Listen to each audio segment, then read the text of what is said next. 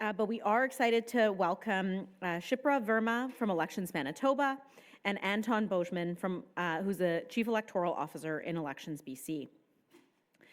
These election management body leaders will dive into the pressing issues, including foreign interference, misinformation, and protecting our democratic institutions. Facilitating this conversation is Allison Harrel. Allison is a professor of political science at the Université de Québec à Montréal and the co-director of the Consortium on Electoral Democracy, also known as C-DEM, which you may remember was also a booth yesterday in the reception area. Allison is the principal investigator on the 2019, 2021, and upcoming Canadian election study and has published broadly on questions of electoral behavior and public opinion. She's been implicated within the social science community in Canada and has served as the fellow at the Canadian Institute for Advanced Research and an associate director for the Centre for Study of Democratic Citizenship, as well as the co-founder of the Laboratoire d'Analyse and Communication and Public Opinion Publique. So please welcome Allison, Anton, and Shipra.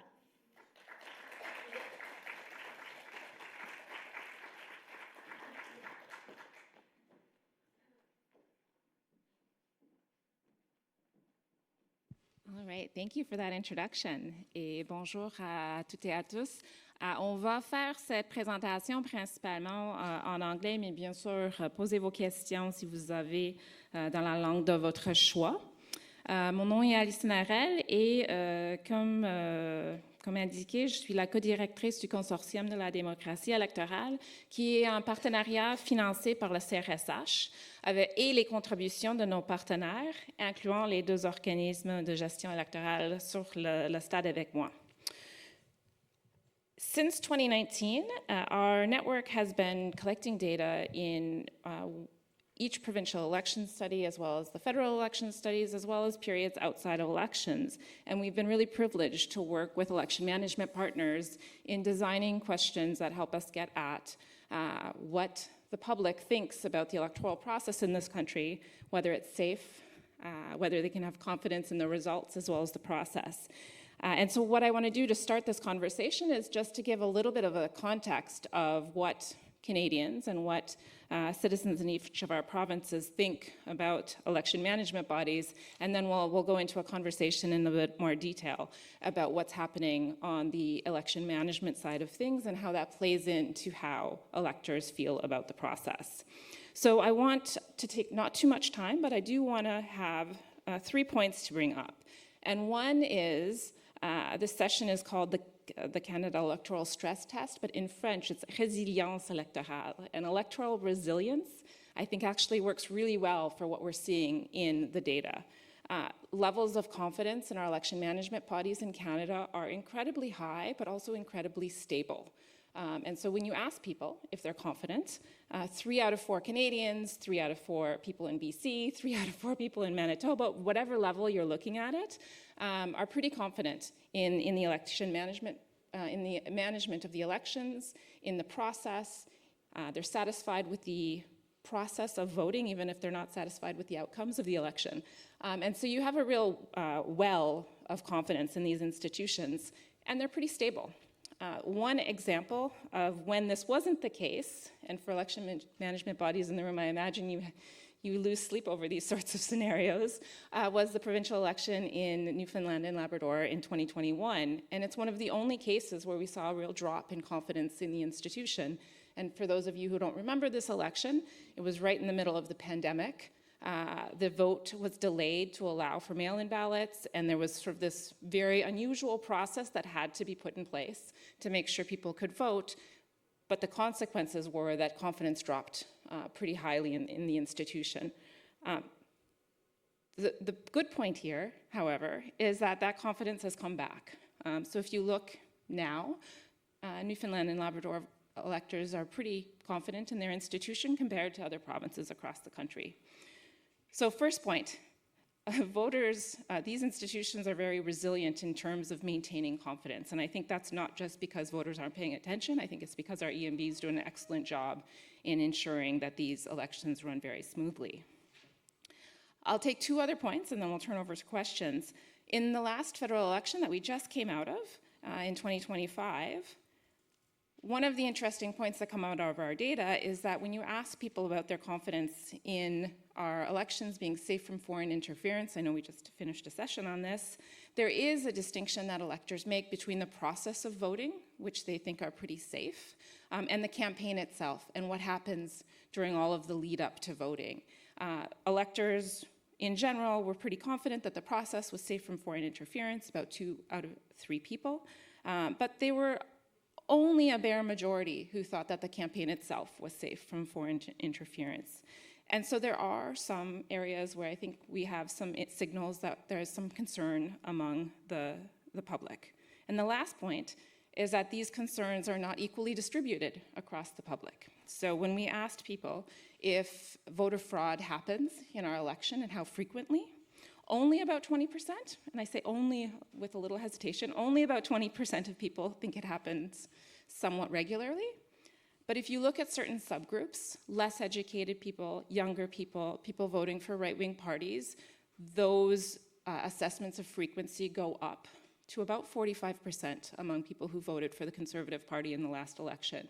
And so despite the fact that we see this real resilience in confidence towards our institutions, I think well earned, there are sectors of the population and certain contexts that can really erode confidence in these institutions, and it's the challenge of people like my 2 colleagues here on the stage to really ensure that faith in the process remains. And so what we're going to do today is we're going to talk, or this morning at least, is going to talk about some of the ways in which the legislative frameworks and the operational side of election management, what kind of challenges it poses to having safe, secure elections, but also how that kind of percolates in the jobs of election management bodies and how the public sees these processes.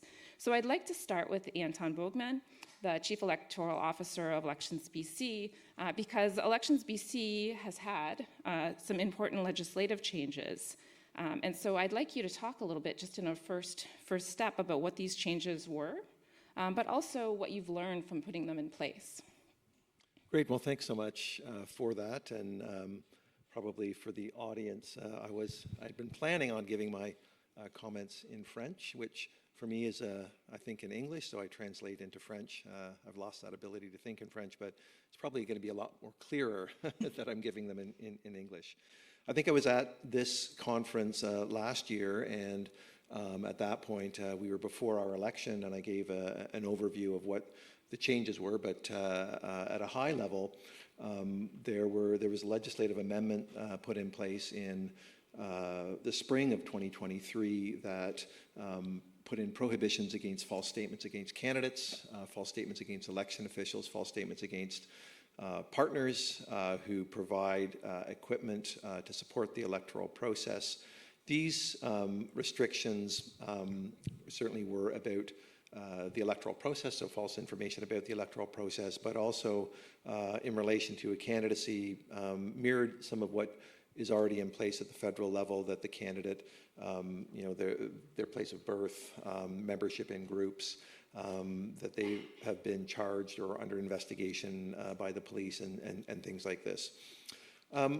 Unique, I think, to our legislation is that we also had specific prohibitions against misrepresentation and impersonation, and those were drafted broadly so that they included things like deepfakes, so use of photo, video, or audio to impersonate someone else.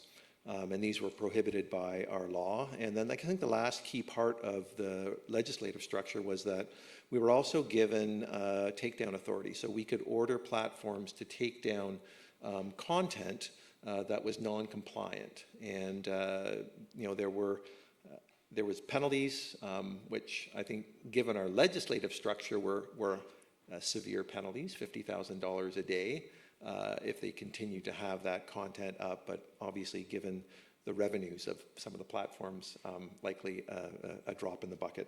So this was a structure that was put in place. We obviously had to significantly implement changes in our operations, in our structure, creating new teams to do this. over the course of the election, there were around 40 incidents that came to our attention either through our internal monitoring or through the established complaints process. I think about a third of those were through our internal monitoring, 2/3 were through the complaints process. Of these 40 or so, 30 were determined that they possibly ran afoul of the new mandate. We looked into those more deeply. 20 of those we ultimately determined were unfounded, and then 6 were potentially a contravention and 4 likely a contravention. So the numbers were actually a lot smaller, fewer than what we thought we would see in that space. But I think it certainly was a good test of the structures and tools that we put in place to administer that. And so on that front, you not only had the legislative change, but put them in place. Were there particular lessons learned in this process? I know you said you were surprised at the ultimate number. I think that there were some lessons learned, but there was not a great deal that we learned about the implementation of the new laws. And quite simply, that was because they weren't tested sufficiently. They weren't tested in ways that I think they really needed to be tested for us to be able to give effective assessment. Is this what is needed in that legislative structure, or do we need other aspects of that? I think the biggest lessons learned that came forward to us are more structural. So one thing that became clear is that the threat that we are facing through disinformation, through risks of foreign interference, echoing Justice Hogue, that it's an existential threat. And it is one that an election management body cannot be the only agency that's working to counter that. So it really is a threat that we require partnerships.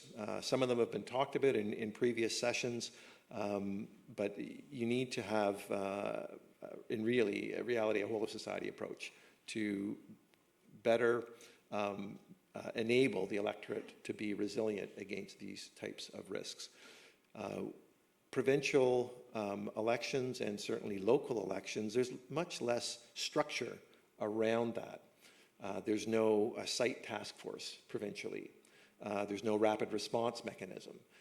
So I created a similar type of partnership. I created a group called the Electoral Integrity Working Group at the provincial level. We brought together some federal partners, Center for Cybersecurity, CSIS, the RCMP, some provincial partners. And although the mandates are different, there is increasing recognition that federal agencies have a role to play in provincial elections. There were limitations on information sharing specifically, although there was some legislative reform federally to change that. That wasn't in place yet for our election. But we did have a better understanding of the unique roles of each of the partners, a better understanding of the levers that they would have should there be an incident, a better understanding of how we could at least, if inputs come to one partner, they can share those inputs at a non-classified level with other partners, and those partners would have been able to use their levers. We didn't have any incidents that rose to that threshold during our election. Again, I talked about there wasn't a complete test of the legislation, but I think that partnership we established was very effective. It was an insurance policy per se, as should have something have happened. My goal for the next round is to take that partnership and have it more formalized. And maybe some of the other comments, I'll speak more to that. So that was one of the lessons learned I think that we had was just around the importance of the partnerships. Another structural lesson learned that shouldn't come as a surprise to anyone really is that the time that you spend in preparation and in planning, in risk planning, scenarios is invaluable. We did that across the board, and it was very helpful for us. As part of that, we reached out extensively to all the platforms. Now, this was in the summer and early fall of 2024, so before the U.S. election, before some of the more recent changes we've seen. Our experience was that if there's legislation that speaks to specific restrictions, the platforms want to know about it.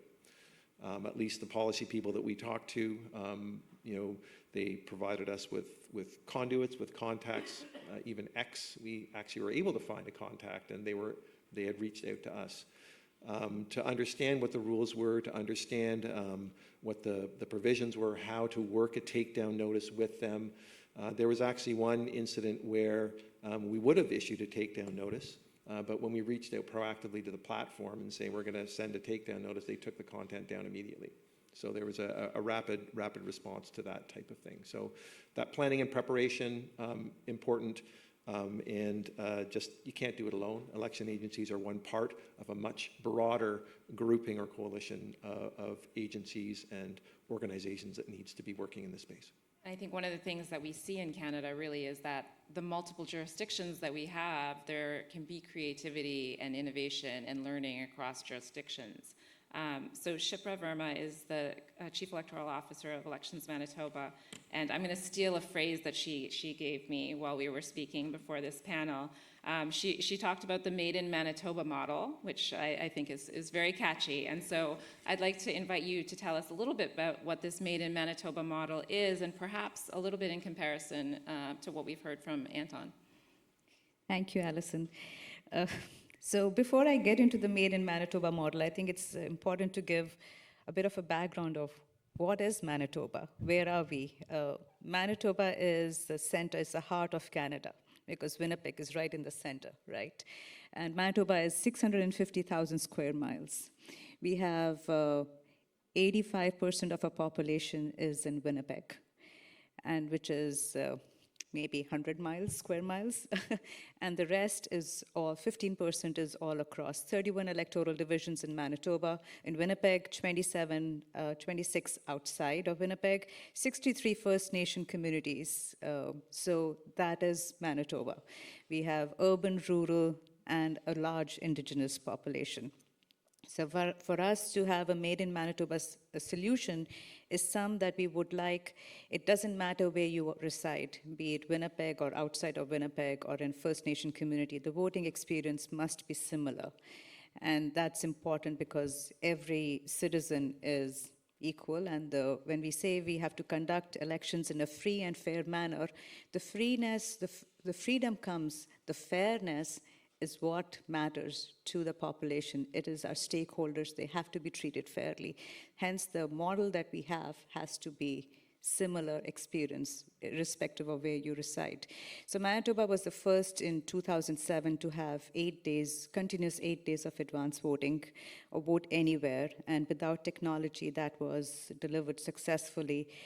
It was to have paper ballots, all to be brought back to Winnipeg, sorted and sent back within 2 days, and to be counted on election night. So all the results were counted on election night. But looking at elections and the stakeholder expectations, we did realize that modernization and innovation is needed in the electoral process, because the values of election or the principles of election voting doesn't change. You still need to have one ballot. You still need to have verification. You still need to make sure every citizen gets the right to vote. But the service, the delivery can absolutely be updated. So we introduced modernization as a 3-step process. The first step was in 2019 to bring technology during advance voting. The second step was the next election, 2023, where we said expand the technology from advance voting to election day, but also introduce vote anywhere in your electoral division on election day, and vote anywhere in that voting place. So modernization journey in Canada actually started with New Brunswick when they introduced the bank teller model. Then it came to Ontario, and then Manitoba, then BC. And there are other jurisdictions who have been looking at that. The next step in modernization, which we were looking at, is to replicate vote anywhere on election day, on advance voting to election day. So we had a legislative change which brought in a proposal process which we could propose to the legislative committee that we want to try this, and they would give us yay or nay. And once that was done, we would bring in a report. if the process was successful, then it would be brought into the legislation. The third proposal, which we brought in to vote anywhere on election day and phased to at all returning offices, probably the confidence that the Legislative Assembly had within the agency, they said this proposal is good, but we'll bring it into the legislation itself. So before the proposal has actually been tried, we have been given the mandate to bring in the legislation to vote anywhere on election day. We have also been, when SA Made in Manitoba model, we were the first province to have a plain language rewrite of our legislation, both Elections Act, Elections Financing Act. But we also don't create these things on our own. We learn from other jurisdictions, understanding the best practices, but adapting it to what can work in Manitoba. The reason we did three-step process for our modernization was also to, when you're introducing change, you want to understand the demographics. You want to understand what is the network connectivity across the province. For us in rural areas and First Nation communities, connectivity is not the best. So bringing in, if I would have said, let's vote anywhere in the province on election day, it may not have been that successful, but phasing it in brings a level of acceptance from the stakeholders, and the stakeholders are our voters, our political entities, but also media, also the other jurisdictions, because we continuously learn from each other. So that was why the Made in Manitoba model was introduced, and did a lot of simulations, conducted many tests specific to groups. We've got in academics, we got in the political caucuses, we got in media, to show them, to make them touch and feel the technology, to say, okay, you know what, if you have any questions, we are here to answer, to debunk that there is changes coming, but it's a phased change, it's controlled change. Yeah, and so with these changes in this process of modernization, putting them in place, and as a smaller EMB with less staff than some of the bigger ones, have you faced any specific operational challenges in the step-by-step process? Especially when we're thinking about communities that are less connected, are further out. We did. The challenge with any EMB is it's a centralized operation, but delivered in a decentralized manner. Mm-hmm. And it doesn't matter what the size of the jurisdiction is. So we are a mid-sized jurisdiction, but we hire 7,000 to 8,000 people. We train the staff in 4 hours. We have a learning management tool, an online tool, an in-person tool. We have guides, but it's one training model that we are applying over 7,000 people who may have different learning abilities and different learning needs. So that is an inherent challenge in any EMB. What we have, the lessons learned was also probably more active communication. So sometimes we think, okay, we have consulted with everyone, everything is good, but the issue may arise. Should we wait for the issue to arise, or should we start sending out communication ahead of time? Listen, there is an issue here, and we may be facing this result of this issue. So those were one of the lessons. The other is how to get more training in, and people think training is the best solution out there. I don't think it's the training, it's the practice. So having more smaller groups to continuously have an online and engaged workforce. So we have our 7,000 people. We do newsletters with our returning officers, but it's giving them more opportunity to create a training lab or a studio where we can have it open to engage with our workforce to say, you know what, you want to come and practice. But the other piece is creating connections. And I think creating connections between local municipalities, because election workers are transient. You'll have the same person working provincially, federally, locally. The laws, the rules are different. And how do you keep the level of confusion outside these workers? Because they're the same people who are coming and working. So how do we partner better with the local communities, with local municipalities to say, okay, you know what?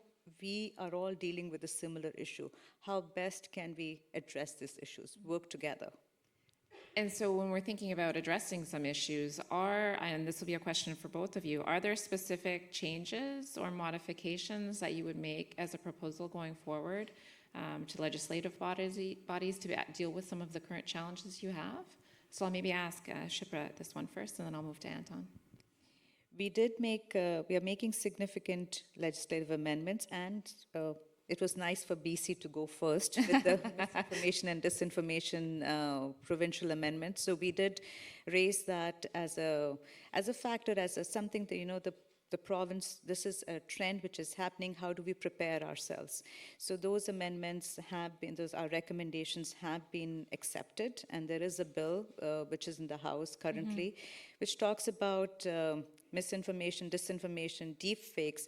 They put a parameter around it. The framework is if they feel that this information is going to affect the outcome of the election, or it's going to cause confusion among the voters, or it's going to create, undermine the confidence, the public confidence in the system, then that disinformation, misinformation needs to be addressed.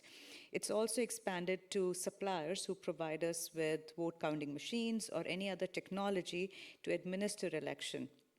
They have made exceptions for parody or satire to say if that is the case. So the intent has been established. If the intent is established and then there are all of these scenarios, then yes, it's an offense and there are steep penalties.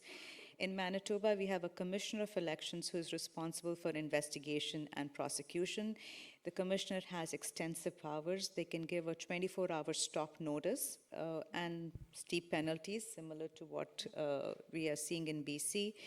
There was a government recommendation or bill, which a feature which is present in this bill is establishing a code of ethics for advertisements, which is, they've placed it under the Elections Financing Act, but they've also ensured that Elections Manitoba and the commissioner is not responsible for the implementation or for any offenses. But they have placed it with us to make sure that the parties have a code of ethics for advertising. So in 1999, there was a judicial investigation, a review, which was done in Manitoba. It was the Monine inquiry, and it established a code of ethics, a self-regulating optional code of ethics for the parties, which every party has signed, but we don't. It's a self-regulating and voluntary one. So I think they wanted to make it a step more in the legislative framework. So that will be interesting to see how that plays out. And I think that speaks to what Anton was saying earlier about the need of really, like, election management bodies have legislative frameworks. There's so much that you can do, but the importance of having partners and other actors involved in making sure that elections are free and fair and accessible for everyone is really important, especially in the current context. Where new technologies and all of these other actors are in. So I said I was going to come back to you about changes, but I'm actually going to shift. But feel free to bring it back to changes if you have one, specific suggestions. So if we're thinking about this sort of context and what we're doing in the face of some of these emerging threats, as well as what I was saying at the beginning, how you see certain sectors of the population really either being susceptible to disinformation or having a little less faith in the institutions that run our elections, how are you adjusting at Elections BC, your communication, your outreach strategies, as well as your legislative proposals for reform? I think I can probably speak a bit to changes as well as your other question. I wanted to just pick up on something that Shipra has said about your recognition of when you need to communicate and being more proactive in communicating.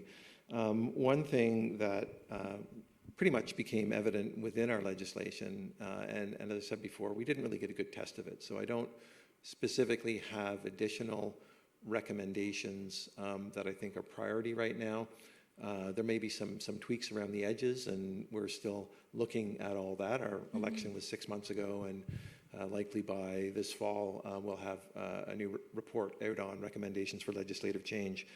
But one finding, and perhaps not surprisingly, is that having a new mandate or having these new legislative requirements or restrictions in place, of course, it doesn't stop false information from circulating online.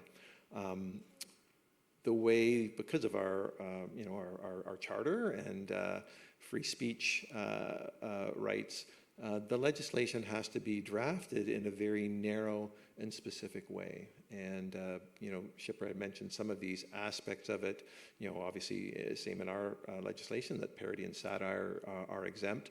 But the false statements, they have to be made, with the intent of affecting the election results. They have to be made deliberately or with reckless disregard to that effect. And so lots of the conversation online doesn't rise to that. And you can have someone commenting, they've got 10 followers on X. Well, that's not going to affect the results of the election. So, you're just going to let that go. You're not going to want to focus on that, because then obviously you could amplify something that really is not getting much visibility regardless. What was clear to me was that election agencies do have to communicate much more in a much more focused manner throughout the election campaign, before the election, after, like all the time. Typically, our experience was the election is called, we do a big press conference, we talk about all the key dates, all the opportunities to vote, what's going to happen in the cycle, and then we want to step back, because the campaign is what they want to be talking, the press, the media wants to be talking about, should be part of the discussion. What are the candidates doing? What are the platforms? What are the new policy proposals? And we found that voters don't actually remember the process, or perhaps they never really remembered what the process was. And we found aspects of our legislation, aspects of our elections that had been in place since 1920. Being questioned. Why is this happening? With some of the online narratives that were happening after the election, when we were into, our first count on election night, the second count about a week later, a lot of the conversation was coming from outside of the province. And these people commenting on it obviously had no clue that the fact that we had a second count was because of how it was written in our legislation, because we still had absentee ballots, or out of vote anywhere ballots that were cast outside of the electoral district of residence of the voter, in non-technical or non-technology voting places that needed to come back. They needed to go through all these checks and balances before they could be counted. It's part of the process. Yet you had commentary, Elections BC is lazy, and they should count all the ballots. Well, we will when they're ready to be counted, when we can make sure that that they're eligible to be counted, the voters didn't vote twice, that they're registered correctly, and all these sorts of things. So really that communication has to be ongoing, has to be much more proactive, has to speak. The process has to become the story from the perspective of the election agency. I remember talking to a colleague in Oregon, and they were talking about how in the lead up or during their election campaign, they had weekly press conferences, which not only addressed what was upcoming, but also allowed them to address the biggest myth that was part of the conversation on social media at that time. So I thought that's a really great approach to have. I think some of these changes have impacted the way we communicate. I spoke before about the importance of partnerships. I had an interesting sidebar conversation with Angus Bridgman following his conversation this morning about the role that civil society groups were playing in the space around, fact-checking, around questioning different parts of, if there's disinformation circulating about a certain process. I think that has to happen much greater. We need to engage more broadly with community groups. I think the relationship between election management bodies and the media is also changing, particularly with the fracturing of the media and the fact that voters are now, the public's not getting the same common information that they would get when they just read the two dailies in British Columbia and watched the evening news. And they're getting more information from from podcasters, from direct streamers, from these different sources. And so when we think about who we invite to learn about the electoral process, it needs to be much broader. It needs to include these other sources of information, and we need to, the idea crossed my mind that we should probably ensure that each political party, we can talk, like, who are your voices in the online space, and can we bring them in and give them the same overview, show them how the process works, allow them to kick the tires of the electronic voting books or the tabulators, and so they're getting the same factual information about it. Now they can, I suppose they'll be able to spin it the way that they would like to spin it, and certainly some alternative media do, I think, have a goal of contributing to polarization and contributing to some of the conspiracy theories that are out there. But I do think we need to leverage all aspects of the media in terms of those types of conversations. Yeah, and so at Elections Manitoba, what is your process like in terms of thinking through both informing voters, but also reacting to misinformation as it's going on in the election process? So we want to establish ourselves as a credible source of information. That is the gold standard for us. And the other is that we have to make sure that we don't mushroom up during an electoral event. We are there. There's a brand recognition. There's a recognition among stakeholders, and a continuous collaboration and communication channels are established and maintained during the election cycle too, and not just at the time of election.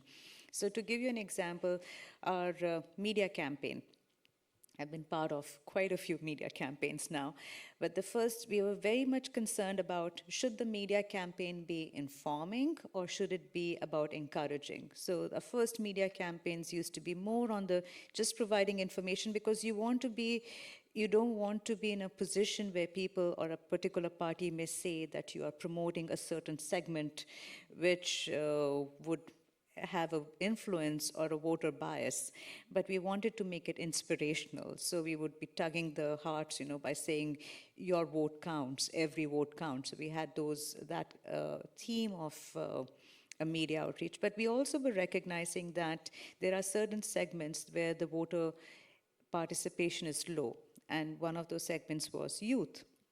So the last media campaign that we had was, we made it a bit fun, we made it a little peppy, and I got introduced to the term fit check, and they said, "What is your is this your fit check?" And I was thinking, what is a fit check? Fact check or fit check? Is there a typo here? And so I said, no, it is your fit check, and it got picked up so well.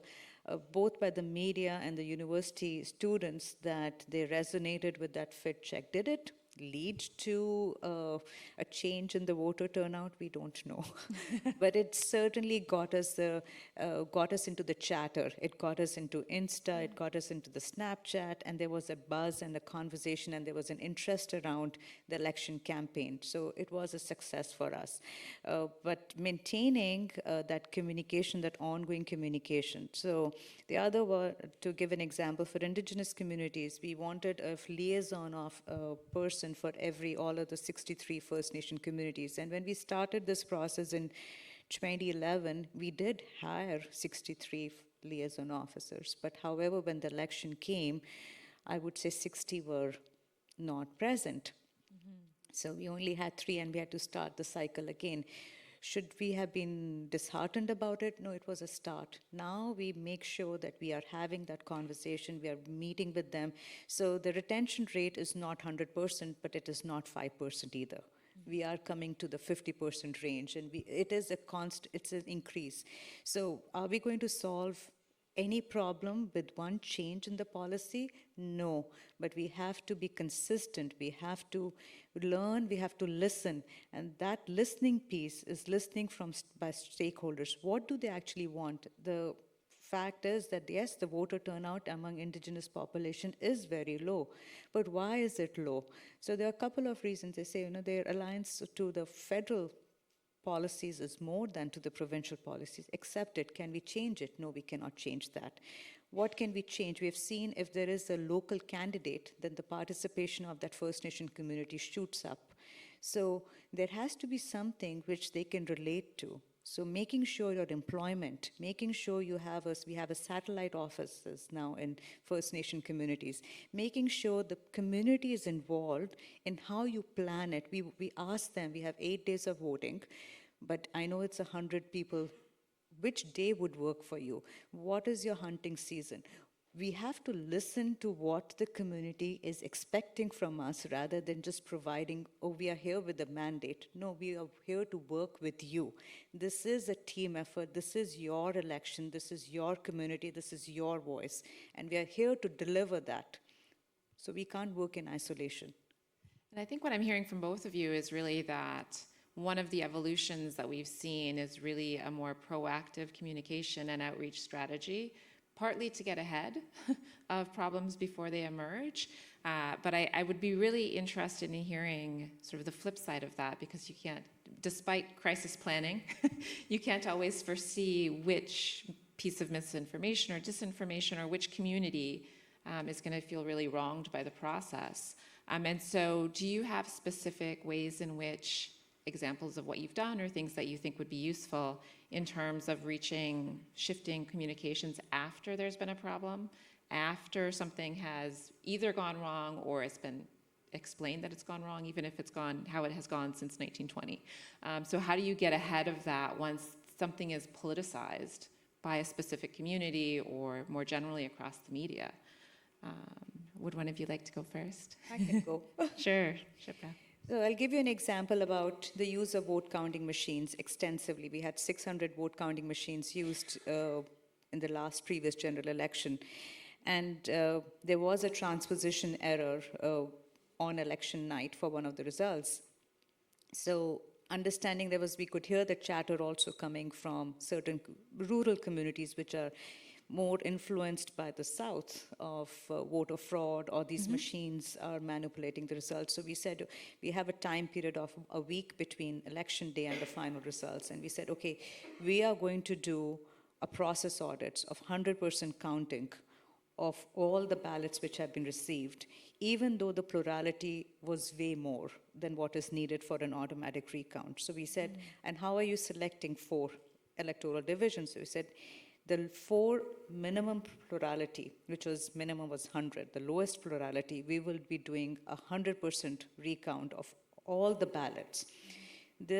So we made sure that this information was circulated among all the parties, all the candidates. Sufficient time was given to them to make sure that they are available, they'll have scrutineers available. But because it's vote anywhere in your province and vote anywhere in your electoral division, we had to get the ballot boxes from all across the province for those 4 electoral divisions. So Jeannie, who's our Director of Electoral Operations, I said, can we do it in 3 days, which had the Thanksgiving weekend in between? And she said, yep, we can do that. And when the boxes started arriving, our library, it started from one corner. It was full. We didn't have any space to even look at that many ballot boxes started arriving. But doing that process audit at that point provided the assurance that the results were a minor difference was coming between the electronic voting results or vote counting machine results to the paper count. And we issued a full report within a week on what was the issues, how did we handle that, here is the process which was done, and provided transparency to our process, a narrative which we have never done in the past, because we have never had the need, or those kind of questions or the concerns were not raised. So within a week, a full report was prepared, a full process audit was done on 4 electoral division, and all that chatter which was coming around disinformation or misinformation, it just got settled and died down. That's great. Anton, in BC, are there specific strategies that you have when sort of things go, I hesitate to say things go wrong, things seem to appear to go wrong? And how do you I think, for us, it just comes down to, one of the fundamental principles, right, in our elections, which is transparency. And so, you need to be very transparent about the process, and if there are any errors that occurred in the process, about what they were, what the impact of those errors were, what you're doing to correct the errors, and how that's going to play out. So, we saw that in our election after our final count, because we also have Vote Anywhere. We've had Vote Anywhere, as I said, since 1920. We had 2 jurisdictions that were, within the margins of judicial recounts, and so we had to repatriate, same thing, the ballots from where they were cast and where they were counted to the home jurisdiction so that they could be considered in the judicial recount, which is counted by hand in our in British Columbia. And through part of this process of determining where the ballots were, we saw some data anomalies in that we expected that there would be 12 ballots from a neighboring electoral district from one of the districts, yet we didn't see 12 votes that were entered into the reporting system. And so this kind of triggered a province-wide review that we did, and then we found the extent that there was actually one ballot box had not been counted in Prince George, and that in 5 districts they did not completely enter into the results system results from all the out-of-district voting that had taken place. So we communicated that very publicly in a press conference. I directed the district electoral officer in Prince George, Mackenzie, to request a judicial recount of that one ballot box, because that was in our process, that was the availability to count ballots at that point in time. And then I issued an order to enable the unreported ballots to be recorded and reported in those districts. So that transparency, being very transparent is critical to addressing these issues and to ensuring that there is trust in the process. I think my experience over the last number of years, and certainly that builds from the fundamental recognition that our elections are messy. And it's a great system. You have citizens serving citizens. By and large, they work on one day. They're trained for 3 or 4 hours. They're doing their best. But sometimes they make stuff up. And they, I think it was you that told me the example of a woman perhaps in Ottawa. She bought 2 boxes of Sharpies herself in the recent federal election because she had seen on social media comments about the pencil and people erasing marks on ballots. That's why the pencil was there. And so she wanted to have these Sharpies so that if voters were concerned about using a pencil, they could use a Sharpie. So voters make things up sometimes, election officials make things up sometimes, and mistakes are made. And all of our legislative structures anticipate that. They give chief electoral officers the ability to correct mistakes through a variety of forums. But the public tolerance, I think, has lessened for those sorts of things. And there is this expectation of perfection when perfection cannot exist in how we administer elections. And so, I'm hearing from both of you that transparency when things goes wrong is really the way to go. And I think when you look at public opinion data on my side of things, because you have this sort of wealth of trust in the system, that it permits that sort of, I'm going to tell you what went wrong and you can trust us that we're doing our best to correct it. When it comes to misinformation or people who, despite the fact that they know it went right, and that it didn't cause an effect for the result of the election. Like, some people are just bad faith actors too, whether it's people who are trying to sow discontent with the process, unhappy with the results of the election. And so are there cases when the sort of transparency in the process can be used against you? Especially long-term, thinking about the Sharpies, like the one message that came across social media that really stuck in this elector's mind. If you say a box wasn't counted and you were very transparent about the process and how it was corrected, if people only remember or only see that little ad about the box not being voted in this election, how many boxes aren't going to be voted this time? How do you counter that in the work that you do? And can you reach out to those bad actors and get them on side, or is it just moving the ship ahead with your clear, concise, informative communication strategies and then transparency when things go wrong? Do you have any other tools or platforms or strategies to counter those specific types of efforts? So I think that by and large, it's that second or the first process. You know, we need to be transparent. We administer our elections in accordance with the various legislative codes that we have. I think we need to do more communicating. I think we need to do much more communicating about the process, as I said, because people forget. But I think that there are perhaps some activities that we can do that may help in future-proofing against some of these, some of the false narratives that you see. And for sure, there's going to be people who, no matter what you say, they're going to think that there's a conspiracy there, or that there's fraudulent practices there, and there's not anything you can do to change that. But this idea of inviting voices that speak to these different communities ahead of time, and doing what we did with the media, but doing that with all forms of influence, forms of communication, I think will be helpful. I think that there will be an understanding of that process.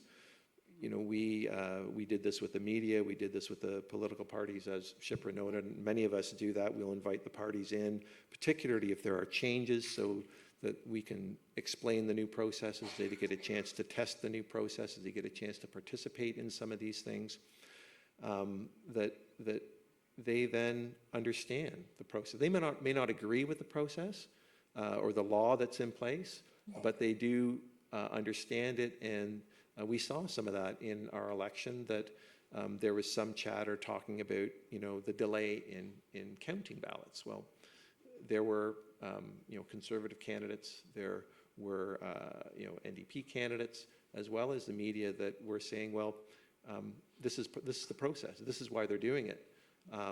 Some might say, we don't think it should be like that. It's, this government brought in that law, and that's, we don't want that. But this is what they're doing, and it's all above board. So we did see some of that happening, and I just think we need to be more proactive in that. We need to reach more voices, and picking up one of the comments from the panel yesterday on creating better content. We have to have better content so that our content is visible in some of those areas where traditionally we're not visible. And so, Shipra, do you have? This is a hard question, I know, but how do you counter sort of bad faith use of the sort of nature of an imperfect process? It is the nature of imperfect process. So, a couple of points. When we bring in transparency, we also expose ourselves to more risk. So, if I was talking about the process audit, so you talk about the recounts. Being such a decentralized process, the CEO or the head office staff of 20 people, we cannot be physically present in all the 57 electoral division, in those 1,000 voting places, where the voting is actually happening. So you have to have trust in the process which you have established. But when those process audits were happening, was I stressed and tensed? Absolutely. I didn't know what the result would be. I was hoping the result will be 99.9% accurate. It turned out to be 99.9% accurate. But did I have sleepless night? Absolutely. I did. It is a fine balance. When you are establishing transparency, you're also exposing yourself to the risk. As CEOs, we represent the organization, but the organization is more than the CEO. CEOs will come and go. It's the organization which will stand. And we have to make sure that our actions are representative of the organization that we represent. Because whatever we do will leave a lasting impact. It takes years and years to establish and gain trust. It takes a minute to lose trust. And that's the battle. That's a constant If you ask me what keeps me awake at night about my job, it is to make sure that the public confidence in this organization is maintained, because the impact is too destructive for our society. Democracy is the foundation in the way our society, our businesses, our policies, our government, our society, our children are raised, and that is the value that we are leaving behind. So it comes with a huge responsibility. So having a balance between and understanding what can you change, what is in your control and what is outside your control. When we analyze a situation and we have to think about a decision, you have to think about, okay, majority, where will that rest? The anomalies will always be there, but what is in your control and what is, even if you'll pour 300, 400%, it will not change. So we cannot focus on those anomalies. We have to focus on what is a reasonable sphere for us to operate. And so, I mean, sleepless nights, I hear you. So have you, I imagine you've both had many sleepless nights over your careers in election management, but have you noticed changes in your mandate in your time as CEO? Like, what has changed? Have you had more sleepless nights? Yes. Or has your mission and what you're charged with doing changed? Yes, I don't get that many questions about what you do between elections because we are having more events in between elections. But elections and the democracy has become more, you hear more about it, maybe because of its misinformation, disinformation. It's also about how the globalization is happening. So globalization is not happening just for industrializations or economy. Globalization is also happening about democracy.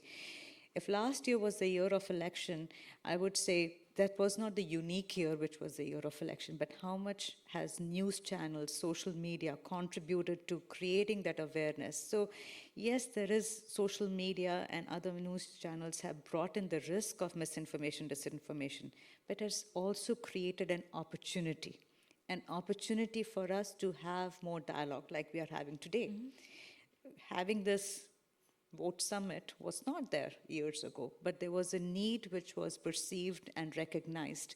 So with every challenge, there comes an opportunity. So I feel that we have been doing way more communication, and we are not sitting in isolation. We are recognizing that there is a community and we have to work continuously. Election happens once in 4 years, but we have to be present more. Yeah. And education, and I feel that's another piece. Public education, that mandate I can see in more jurisdictions now. So we have education programs, we want to be out there, I want to go out and talk to students, young students. We have to establish the habit of participation, promote that, make it available, facilitate that, rather than just come as a, here is your democracy, here is your ballot. How about for you, Anton? Have you noticed changes in your mandate over the last few years, or your role as CEO? Yeah, so obviously changes to the mandate are reflected in legislation, and we've had a lot of change.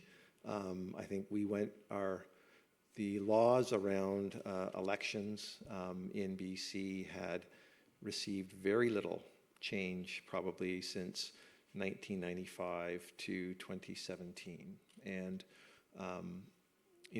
like many agencies, we were looking at where the stresses were in our processes and how we could adapt to those stresses. And we evolved the mantra at Elections BC of innovation within legislation. So looking for the room in the legislation, it may say that we have to do something specifically, but it may not say how we do that particular, how we administer that process. So we looked at how we could do that to reflect some of the changes that we were seeing in society. BC, as an example, BC has had this vote anywhere throughout the campaign period, from the day the writs are issued, the day the election is called, through final voting day. You can vote in your district, outside of your district, and this has been in place since 1920. The price we paid were 2 counts. Previously, the second count happened 2 weeks after voting day, but manual processes, right? So every absentee ballot was put into 2 envelopes that had to have, the voter's name written on it, the voter's electoral district, all this information, and was essentially provisional until it could be validated after voting day that they hadn't voted, during a live, hadn't voted ballot on voting day or advance voting, that they were registered, all these sorts of things. And they're complex. So we looked at how we could change that, how we could, we introduced some technology to automate the production of the paper documents that we needed to do. And we could do things like that to support the mandate. I think where I've seen a bigger change, bigger challenge, and as Shipra has said, bigger opportunity is in the environment around the mandate. So the mandate's pretty straightforward. You administer the election, you administer the campaign finance rules, you do nominations, you count, you report results, these sorts of things. As whether that's an election, whether that's a referendum, and there's a question that government puts that the ballots are counted on that as well. But it used to be, the election agency would have their key messages. 1 or 2 media organizations would speak to it, and then you'd have the campaigns. And now you have so much broader participation in the environment, the information environment around elections. And that's where the challenge and the opportunity is for some of these broader partnerships. I talked before about this whole of society approach. I really believe strongly in that there's opportunity there to shape our democracy and the information environment about our democracy for the better. I think there's a real opportunity for leadership there that I'm not convinced has been fully embraced. But again, this morning, the panel site now is having these weekly briefings. I would really like there to be an equivalent of site at the provincial level in BC, where they can address some of the things that they will be privy to that are not appropriate for an election agency to talk to. We can't go out and say there's been a campaign on WeChat against a certain candidate. As a nonpartisan agency, that would just be seen as being stepping into the political discussion. But there needs to be someone to do that. And the role, I think, of government, the role of academia, the role of public institutions, and even the role of public groups can be expanded upon. Thank you. So we have 3 minutes left before lunch. And so I'm going to give you a really hard question and only give you a minute to respond. So if you could say one thing that you would like to see changed, one thing you could do to make your agency more future ready to rise to the challenges that are coming, what would it be? So Shipra, I'll ask you first. My minute starts now. I have the timer on. No, just kidding.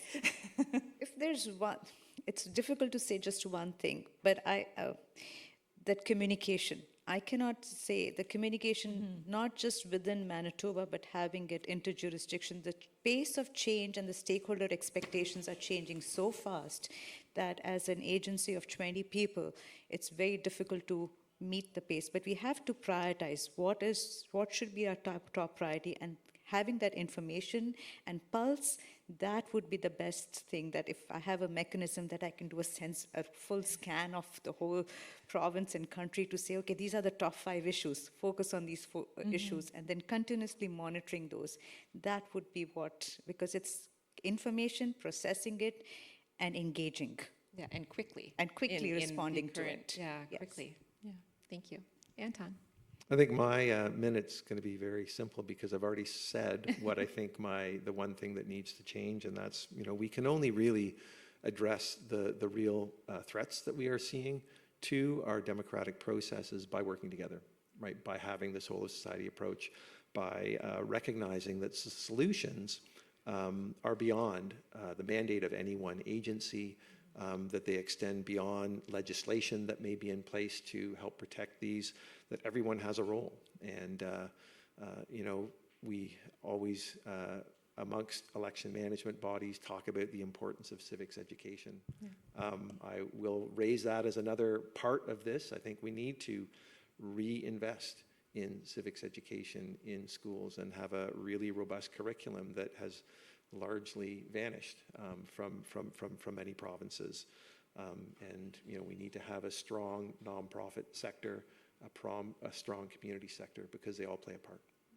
So that's a call out to the people in the room that we need the sort of technological solutions to be able to do these scans quickly and rapidly to provide our election management bodies with the information you need to be able to respond, but also that we need all of our partners and stakeholders involved in the process of ensuring that we have free and fair elections that continue at the high quality they have up until now. So I'd like to invite you to thank our two speakers with me.